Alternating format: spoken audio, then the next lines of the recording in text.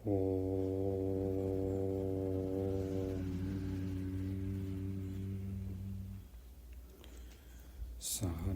भवतु सहनौ भुनक्तु सह वीर्यं करवावहै तेजस्विनावधीतमस्तु मा विद्विषावहै।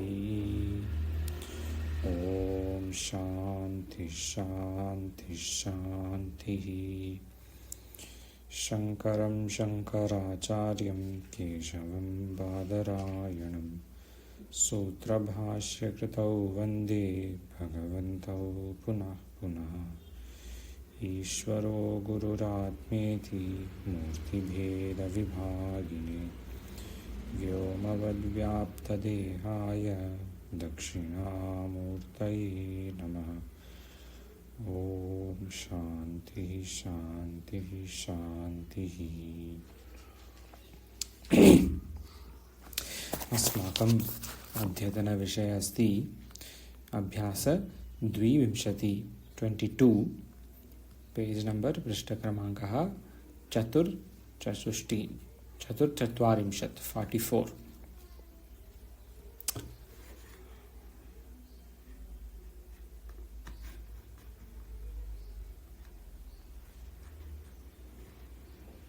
One second.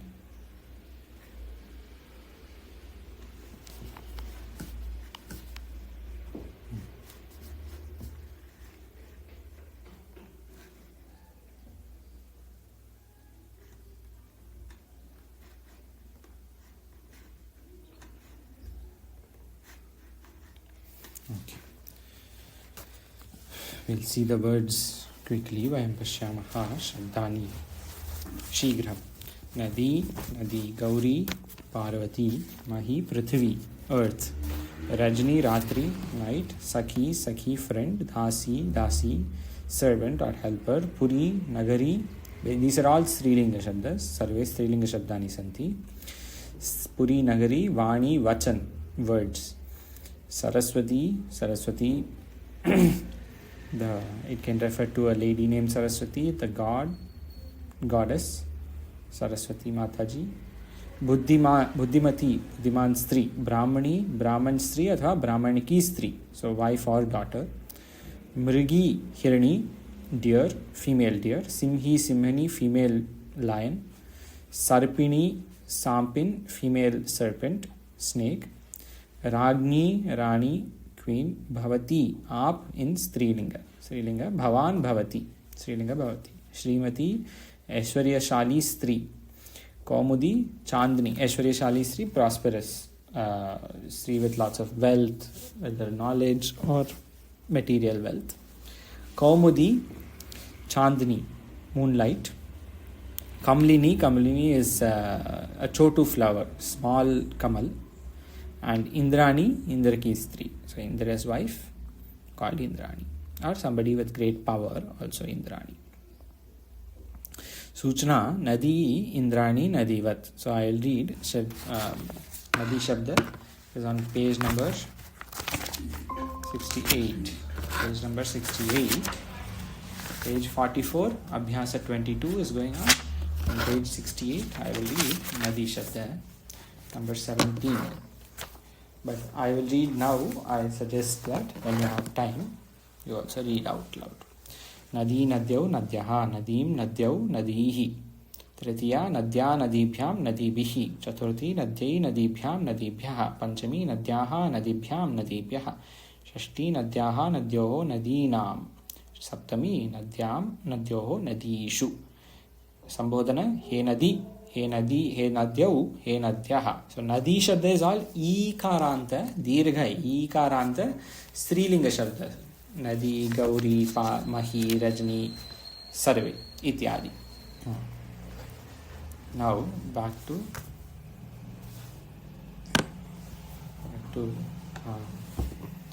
पेज 44 चतुर्चत्वारिंशत्।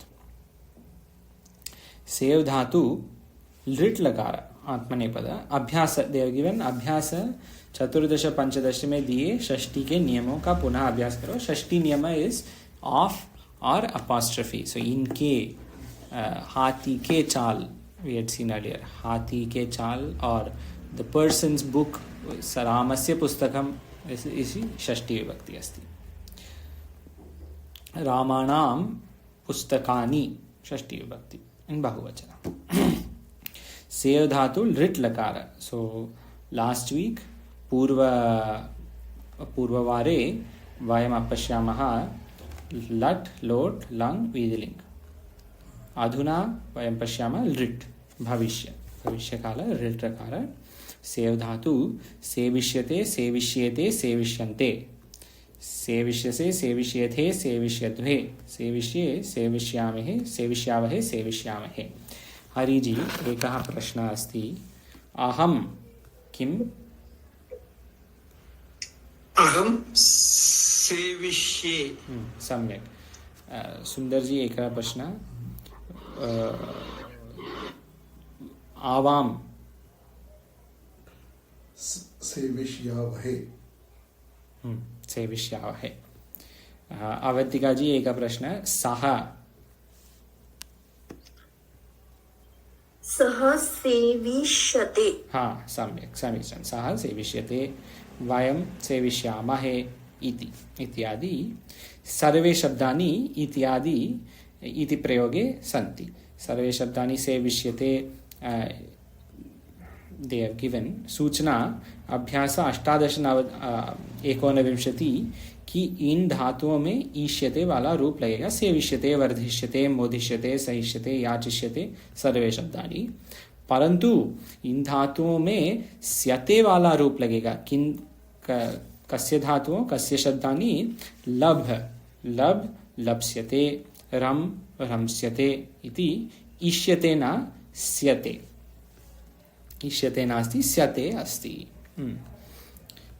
वयं प्रथमः पश्यामः अभ्यासः, पुनः पश्यामः सन्ति. फर्स्ट वी सी अभ्यास, उसके बाद सन्ति. उदाहरण वाक्य.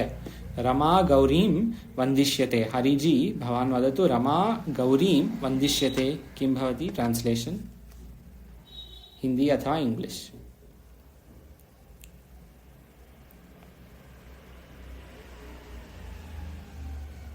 हरिजी भवान् वदतु. Rama doing namaskara to Gauri. सम्यक्. भवानेव हरिजी भवानेव वदतु. ब्राह्मणी नद्यां स्नानं करिष्यति. Brahmin Stree is taking bath in the river. हाँ सम्यक्. सुन्दरजी वदतु. सरस्वती वाणीं भाषिष्यते किं भवति? सरस्वती वचन बोल रही है. हाँ वचन बोल रही है. सम्यक्. और राग्नी सखा सखीभिः सह पुर्यां भ्रमति किं भवति? So Ragni is Rajan. No. Rani. Rani. So रानी सखी को उसके सखी जो उसके सही सह है उसके साथ है. हाँ. सखी में ही जो उसके साथ है पुरियाम नगर में घूम रही है. सखी के साथ नगर में घूम रही है. अवंतिका जी भवती भवती वदतु. भवान् शब्द स्त्रीलिंगे भवती इति. भवती वदतु. बुद्धिमती दासीं पृच्छति किं भवति? बुद्धिमान दासी पूछ रही है. बुद्धिमान दासी को. बुद्धिमान स्त्री दासी को पूछ रही है. बुद्धिमती इति प्रथमा विभक्ति अस्ति. दासीं द्वितीया विभक्ति एकवचन. तो बुद्धिमान स्त्री दासी को पूछ रही है. भवती एव अवंतिका जी भवती एव वदतु कृपया. सिंही मृगीम् इच्छति किं भवति? सिंही मृग की इच्छा करती है. हाँ बहु सम्यक्. भवती एव अवंतिका जी. इंद्राणी श्रीमतीं भवतीं किं पृच्छति? इंद्राणी श्रीमती भवती किं पृच्छति? इंद्राणी श्रीमती यानी इंद्र की पत्नी. हाँ इंद्र की पत्नी इंद्राणी. हाँ. भवती किं पृच्छति? हाँ. भवतीं क्या पूछ रही है? भवतीं आपको मतलब आपसे क्या पूछ रही है. हाँ. अच्छा. भवतीं इति द्वितीया विभक्ति अस्ति. तो इंद्राणी आपसे क्या पूछ रही है या आपको मतलब श्रीमतीं आपको क्या पूछ रही. हाँ, हरिजी वदतु भवान् राज्ञी नृपं सेविष्यते वन्दिष्यते भाषिष्यते ईक्षिष्यते च.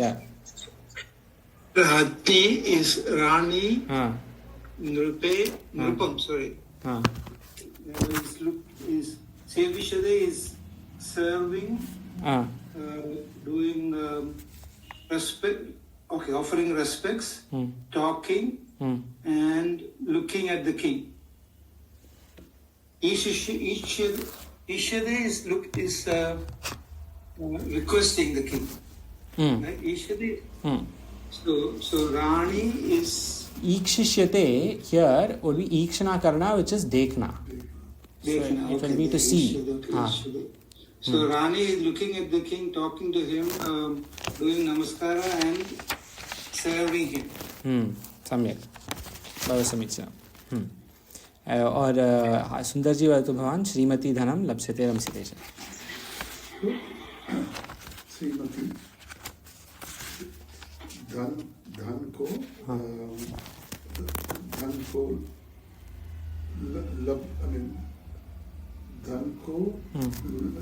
लबने, हाँ, English also is okay. Yeah, so Pai. the wealth to gain and to enjoy. Samyak. Srimati is gaining enjoy. When you are talking, please unmute. When you are not talking, please mute. Then Sanskrit बनाओ एक एक बस. हरिजी भवान् वदतु नदी को देखो. किं भवति? नदी को देखो. Sorry, Pashya is Atmanepadi or पश्य. सम्यक पश्यहि.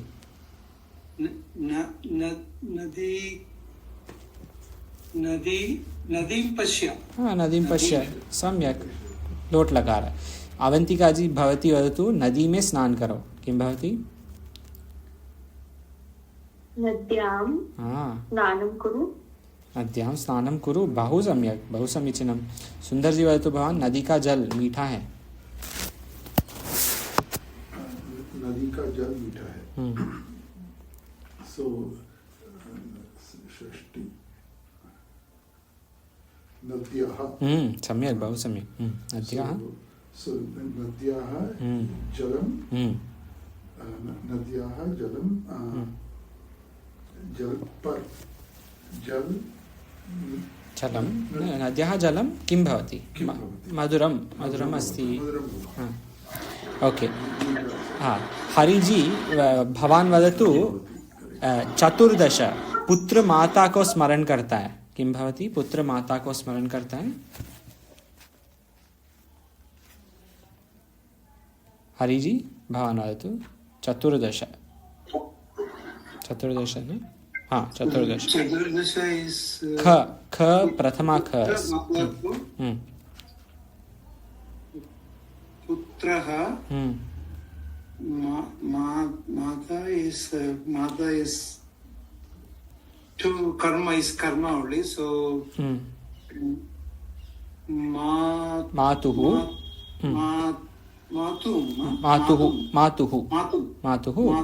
हाँ. किं करोति? स्मरण करता है.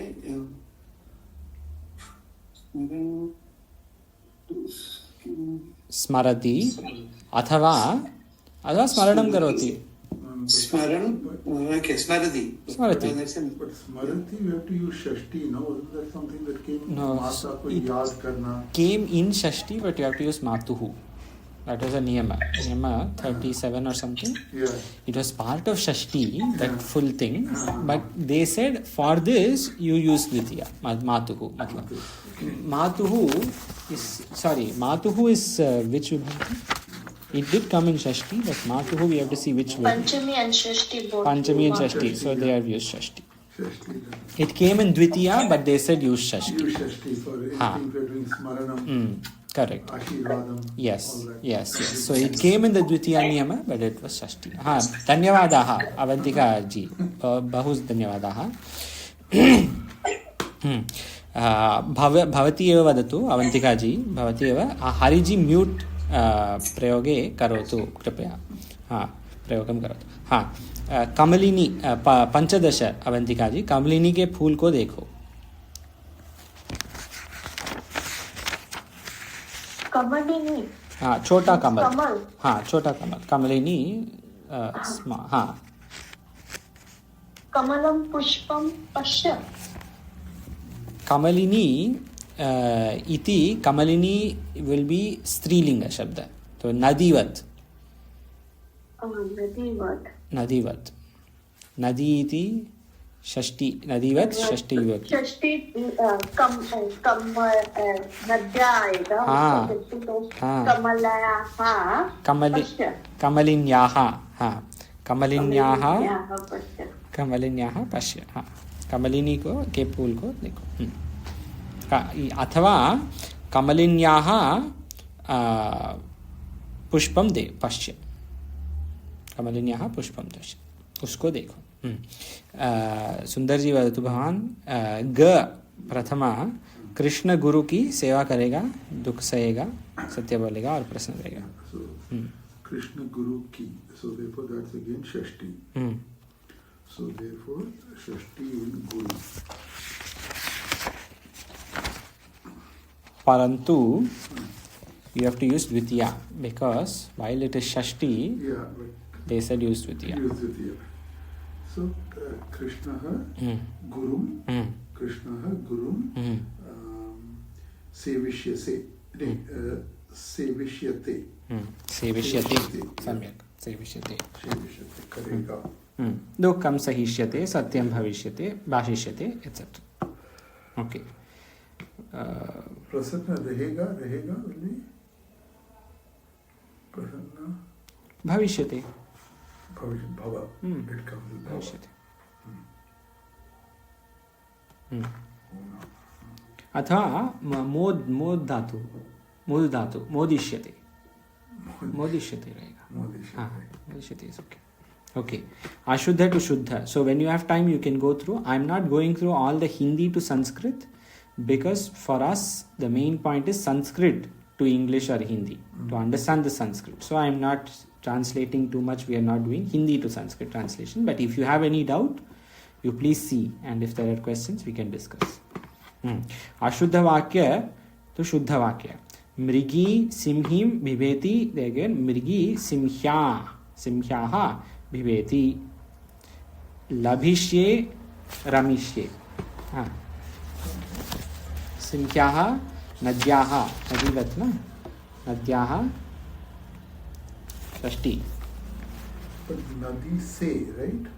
So Nadi, I mean, Simha. Mrigi Sim, Sim se. Panchami. Panchami Bhakti Bhiveti. Fear from the lion. Lion. Simhyaha Bhiveti. Okay. Labhishye Ramishye will not be correct. They have already given Lapsye. Ishyate nasti, Ishyate Samyak nasti. Isya, Syate. Syate iti Sankshipta Rupa Samyak asti. To Lapsye Ramsye. अभ्यास हरिजी भवान वदतु। ग को द्विवचन बहुवचन में बदलो, तो ग वी कैन डू विंशति, और विंशति इज टू बिग। हाँ, विंशति is first part will do. तू यत्न करेगा, हरिजी भवान वदतु, तू यत्न करेगा बहुवचन में किं भवति? तू इज त्वम, दैट इज मध्यम पुरुष। त्वम यदिष्यसे।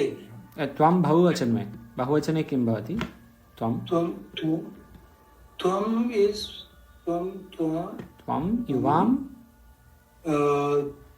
त्वम युवां, यूयम, यूयं, सम्यक्, यूयं, यूयम यदिष्यसे, यदिष्यसे, नो, यूयं यत्न करेगा, यूयम यदिष्यते, अथवा easy way is यत्न, यूयं यत्न करिष्यन्ते.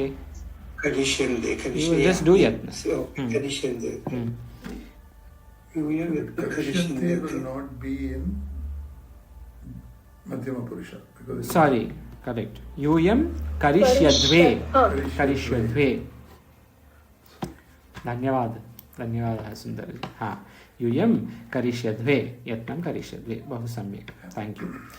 अवन्तिकाजी भवती वदतु किम् 21 मैं सत्य बोलूँगा मतलब बोलूँगी अथवा बहुवचने, मैं सत्य बोलूँगा बहुवचने किं भवति?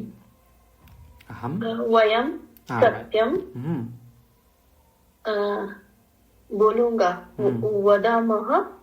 वदामः इति लट् लकारे, परन्तु वी वांट बोलूँगा, हम बोलेंगे, तो बोल रहे हैं लोट लकारा। हाँ, नो, वो इन रिट बोलेंगे future,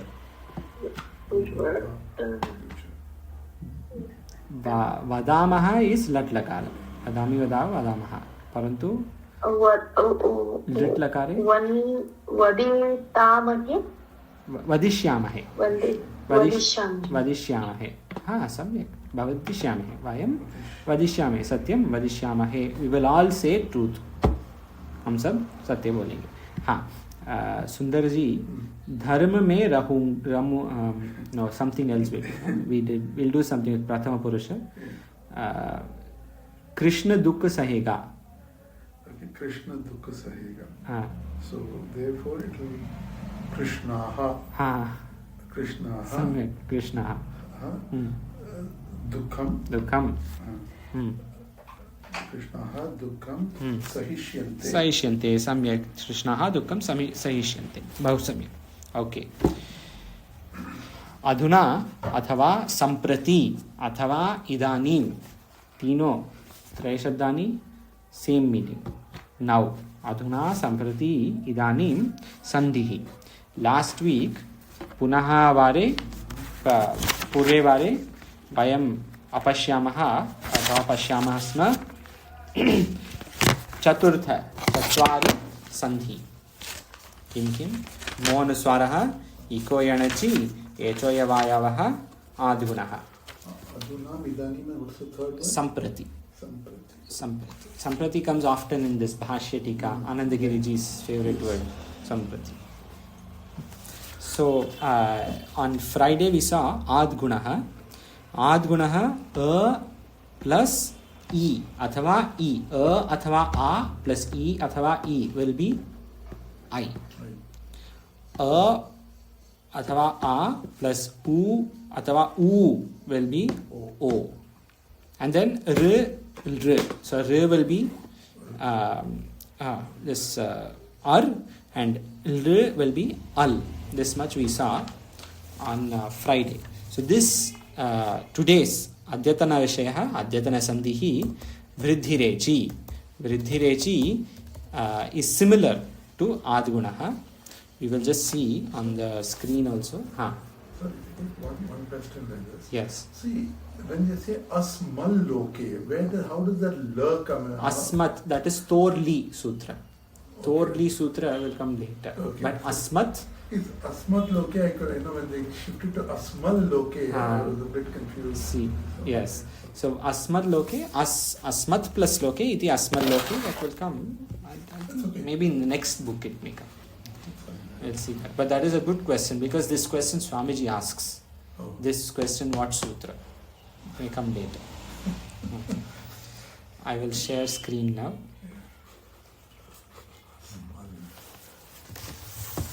Vidhirechi, sutra number 6188.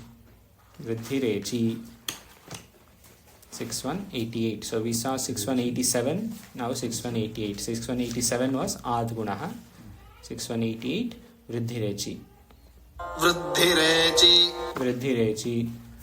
Vriddhihi Echaha. So Echaha Kramat. Similarly as Echaha Kramat, we will just see this Laghu Siddhanta Kaumudi first. Adechi pare, Ad Echi pare, Vriddhihi Ekadeshaha Syat. So how we saw in Adgunaha, for example, A and E became I. And so for example, Surya, Deva Ishaha, Devesha. A plus E became A. Deva Ishaha, Deveshaha. Here. Deva Ishaha, Deveshaha, Maha Ishaha, Maheshaha, and Surya Udayaha, Suryodayaha, Ganga Udakam, Gangodakam. So this is A and U. Now today we are going to see A and A and A. A and O both. So A and A. Krishna plus Ekatvam will become Krishnaikatvam. So this will become Dirgha. A and E was Hraswa A. Mahaishaha, Mahesha, Mahaishaha na, Maheshaha. Parantu Krishna plus Ekatvam, Krishnaikatvam, Krishnekatvam na, Krishnaikatvam. Lalita plus Ekatvam, Lalitaikatvam. So Krishna is Hraswa. Lalita is Dirgha. Krishna, Lalita. Dono, both with Ekatvam will have the same effect. I. Krishnai, Lalitai. Both are the same. Similarly, Devaishwaryam, Lalitaishwaryam. Both have same effect. Then there is one more. Vriddhirechi has two main points. This is the first. Second point, Jala Ogaha, Jalaugaha. Not Jalogaha. Jalaugaha. Ganga Ogaha, Gangaugaha. Krishna Auchityam, Krishnauchityam, Ganga Auchityam, Gangauchityam. So important difference is this. When there is O or A, this will become Dirgha. When there is U or E, it is only Hrasva. So the word Naiva. Naiva. That was here. Na eva. Iti Naiva. This is Vriddhirechi. Vriddhirechi, right? Na eva and Eva. Na eva iti Naiva. Vriddhirechi. Very samyak. Good example. Okay, now we'll see some examples. Main thing we have to remember is this, the difference between Adgunaha, which is 6187, and Vriddhirechi, which is 6188. The main difference is Adgunaha deals with Hraswa. A or A, and E or E, or U or U. This E and U. And Vriddhirechi deals with the next A or A plus A or I and O or O. These two will become part of Vriddhirechi. Okay. Now we see some examples. Hariji vadatu bhavan prathamaha. Atra ekaha they are given. Raja Aishwaryam, Rajaishwaryam. So we'll see an example. Atra eshaha. Kim bhavati Hariji? Atra ekaha. Eshaha. Atraishaha, atraikaha. Samyak. Vana aushadhi. Vana oshadhi. Kim bhavati Hariji? Vana oshadhi. Vana oshadhi. Samyak. Avantikaji bhavati vadatu. Na etat iti. Na etat. Kim bhavishati?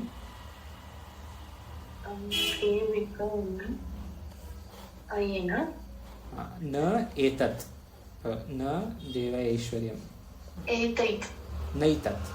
Na etat. Naitat. Athva one more. Bhavati eva. Pashya etam. Kim bhavati? Pashyaitam. Pashyaitam. Bahu samyak. Bhavati eva. Avantikaji. Jala ogha. Kim bhavati? Jalauga. Jalaugaha. Ogaha iti augaha. Sundarji bhavan vadatu. Deva audaryam. Kim bhavati? Devaudaryam. Devaudaryam. Sa esha. Saisha. Saisha. Saisha Ganesha Vidya. Saisha Ganesha Vidya. Samyak. Okay. One question here. So if it is Saisha, Sa plus Esha kim bhavati? Sundarji? Sa plus Esha, Saisha. Sa Esha iti? Saisha. Sa Esha? Sa Esha also Saisha. Saisha. Saisha. Iti. This is the difference. Saisha, Saisha. Saisha iti Strilinga Shabda. Saisha iti Pullinga Shabda. Parantu Ubhayoho Vriddhirechi Sandhihi Bhavati. For both. Whether it is Pullinga, Strilinga, you have to see the difference, the ending. Aisha, Strilinga. Aisha, Esha, Saisha, Pullinga. Eka prashna Avantikaji Bhavati. Pashyaitam Panduputranam iti Bhagavad Gitayam ekah shloka asti. Pashyaitam Panduputranam Prathamadhyaye aham chintayami. Pashyaitam iti shabdaha splitting किं भवति? सन्धिः, सन्धिकार्ये किं भवति? पश्यैताम्, पश्य एताम्. बहु सम्यक्. See, it is so simple. So आद्गुणः अ प्लस ई और अ प्लस उ, वृद्धिरेचि अ प्लस ए और अ प्लस ओ, एंड दीर्घ also अ प्लस आई, अ प्लस ओ, आ प्लस आई, आ प्लस औ, everything will be the same. In आद्गुणः everything became a or o. In वृद्धिरेचि everything becomes I or औ. This is the difference. हाँ, कोई प्रश्न अस्ति वा?